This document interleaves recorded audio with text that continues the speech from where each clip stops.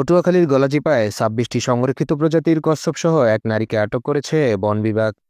বুধবার সকালে গলাচিপা পটুয়াখালী সড়কের সুহুরি ব্রিজ সংলগ্ন এলাকা থেকে আটক করা হয় তাপসী রানী নামের ওই নারীকে। আটককৃত নারী রাঙ্গাবালী উপজেলার বাহেরচর গ্রামের সবুজ দাসের স্ত্রী। বন বিভাগ জানায়, তাপসী রানী দীর্ঘদিন ধরে কচ্ছপ পাচার চক্রের সঙ্গে জড়িত ছিলেন। তিনি ২৬টি কচ্ছপ খুলনায় পাচারের উদ্দেশ্যে নিয়ে যাচ্ছিল। উদ্ধার হওয়া কচ্ছপের মধ্যে ৯টি সন্ধি কচ্ছপ এবং ১৭টি ধুর কচ্ছপ রয়েছে বলে জানা গেছে। আটককৃত নারীকে মোবাইল কোর্টের মাধ্যমে বন্যপ্রাণী সংরক্ষণ আইন ২০১২ অনুযায়ী ১ বছর কারাদণ্ড এবং ১,০০০ টাকা জরিমানা করেন সহকারী কমিশনার ভূমি ও এক্সিকিউটিভ ম্যাজিস্ট্রেট মোহাম্মদ নাসিম রেজা। আগে ১ বছর কারাদণ্ড এবং ১,০০০ টাকা অর্থদণ্ড। যেহেতু আইনে উভয় দণ্ডের বিধান রয়েছে, উভয় দণ্ডই দিতে হবে। সর্বনিম্ন ১ বছরের কারাদণ্ড এবং সর্বনিম্ন ১,০০০ টাকা অর্থদণ্ড। উভয় দণ্ডে দণ্ডিত করা হলো। ধরা পড়ছে কচ্ছপ, এগুলো আমরা উন্মুক্ত জলাশয়ে একটু পরে আমাদের কার্যক্রম।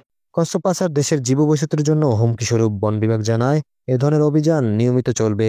উদ্ধার হওয়া এসব কচ্ছপগুলো রামনাবাদ নদীতে অবমুক্ত করা হয়েছে এবং আটককৃত নারীকে গলাচিপা থানা পুলিশের কাছে হস্তান্তর করা হয়েছে। তাপসী রানী দাস নামের এক মহিলা, উনি দীর্ঘদিন ধরে হলো যে এই ব্যবসার সাথে জড়িত এবং এর আগেও ২-৩ আমরা ধরার চেষ্টা করেছি, কিন্তু উনি আমাদের হাত ফসকে যায়। আমরা এর আগে একবার শাখারিয়া পর্যন্ত আমরা হুন্ডা নিয়ে ধাওয়া করি, কিন্তু সে অত্যন্ত চতুর বলে সে আমাদের হাত ফসকে চলে যায়। তো আজকে যখন আমরা তথ্য পাই যে সে আবারও চালান নিয়ে এই যে কাপড়ের ব্যাগে করে তার ভিতর বস্তায় ভরে কচ্ছপ নিয়ে যাচ্ছে, তখন আমরা সাথে সাথে একে নিয়ে আমরা তার পিছু ধাওয়া করি। ধাওয়া করতে করতে সুহুরি ব্রিজ সংলগ্ন তাকে ধরতে সক্ষম হয়।